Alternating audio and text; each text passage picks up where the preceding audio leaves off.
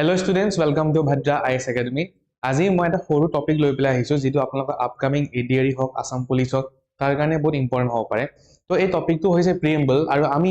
আজি এই ভিডিওটো পঢ়িম যে প্ৰিএম্বলটো পঢ়িলে আমি কি কি ইনফৰমেশন পাওঁ তো আপোনালোকে যদি স্ক্ৰিনত দেখা পাইছে এইটো হৈছে আমাৰ preamble to the Indian constitution okay আৰু এই প্ৰিএম্বলটো পঢ়িলে মই বেসিক্যালি চাৰিটা ইনফৰমেশন পাই আছো তো ফাৰ্স্ট আপোনালোকে সব কি কোৱা হৈছে we the people of India having solemnly resolved to constitute India into dash কোৱা আছে তো ফাৰ্স্ট আপোনালোকে সব কি কোৱা হৈছে we the people of India বুলি কোৱা হৈছে তো আমি ফাৰ্স্ট ইনফৰমেশন কি পাওঁ যে আমাৰ যিখন কনস্টিটিউশন আছে তাৰ কনস্টিটিউশনৰ সোৰ্স অফ পাৱাৰ বা সোৰ্স অফ অথৰিটি কি হয় বিকজ মই গম পাওঁ যে আমাৰ ইণ্ডিয়াৰ president vice president prime minister বিভিন্ন পোষ্ট আছে বাট হে সোৰ্স অফ পাৱাৰটো কি হয় কনস্টিটিউশন মানে ইণ্ডিয়াৰ সুপ্ৰিম কি হয় কনস্টিটিউশন বাট যদি মোক কোনে প্ৰশ্ন কৰে যে আমাৰ কনস্টিটিউশনক পাৱাৰটো কোনে দিছে তেতিয়াহলে আমাৰ আনসাৰ কি হ'ব পিপল অফ ইণ্ডিয়া মানে আল্টিমেট সোৰ্স অফ পাৱাৰ কি হয় পিপল অফ ইণ্ডিয়া তো ফার্স্ট ইনফরমেশন আমি এটু গম পাইছো নেক্সট কি কৈছে sovereign socialist secular Democratic republic তো এইবিলাক হৈছে যে আমাৰ ইণ্ডিয়ান যেটো পলিটি আছে তাৰ নেচাৰটো কেনেকুৱা হয় নেচাৰ অফ ইণ্ডিয়ান পলিটি আমাৰ নেচাৰটো কেনেকুৱা হয় আমি সভৰেন হয় আমি সোশ্যালিস্ট হয় আমি সেকুলাৰ হয় আমি ডেমোক্ৰেটিক হয় আমি ৰিপাব্লিক হয়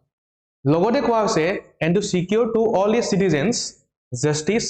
লিবাৰ্টি ইকুৱেলিটি ফ্ৰেটাৰ্নিটি তো এই justice social justice economic justice political justice তো এই justice হক liberty হক equality হক বা fraternity হক এইবিলাক কি হয় objectives of the Indian constitution because এটা আমি সংবিধান বনাইছো তো এনেটো বনোৱা নাই কিয়া এটা অবজেক্টিভ লৈ পেলাই বনোৱা হৈছে তো অবজেক্টিভ কি হয় যে মানুহক কি দিব লাগে জাস্টিস দিব লাগে মানুহক লিবাৰ্টি দিব লাগে মানুহক ইকুৱেলিটি দিব লাগে মানুহক ফ্ৰেটাৰ্নিটি দিব লাগে ওকে আৰু লগতে যদি মই লাষ্ট প্যাৰাগ্ৰাফটো পঢ়ি পেলাই চাও তেতিয়া মই গম পাও যে আমাৰ যিখন কনস্টিটিউশন আছে তাক এডপ্ট কেতিয়া কৰা হৈছে ওকে তো ইয়াৰ ডেটটো কি হয় 26 ডে অফ নৱেম্বৰ 1949 মানে 26 নৱেম্বৰ 1949 ত আমাৰ কনস্টিটিউশন এডপ্ট কৰা হৈছিল ওকে তো বেসিক্যালি যদি মই প্ৰিএম্বলটো ভালদৰে পঢ়ি পেলাই চাও তো বেসিক্যালি মই এই চাৰিটা ইনফৰমেশন পাই আছো ফাৰ্স্টটো হৈছে source of authority of the constitution